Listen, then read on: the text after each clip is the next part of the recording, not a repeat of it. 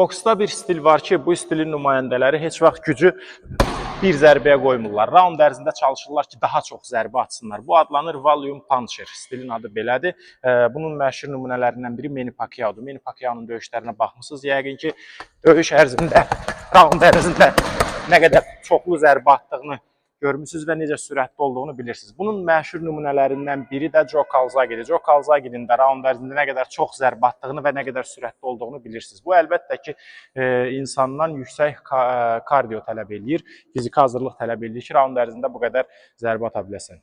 Müasir boksda isə bunun ən məşhur nümunələrindən biri Dmitri Bivol'dur. Dmitri Bivol elə məsələn, Alvarezlə döyüşdən qabağı deyir ki, bizim taktikamız bu idi ki, daha çox zərbə ataq. Çünki Alvarezin müdafiəsi güclü olduğuna görə, məsələn, 10 zərbə atırdısa, onun 2-si, 3-ü dəqiq olurdu və beləliklə bu taktika ilə o Alvarezlə döyüşü öz xeyrinə başa vura bildi. Yəni, qalib gəldi döyüşdə.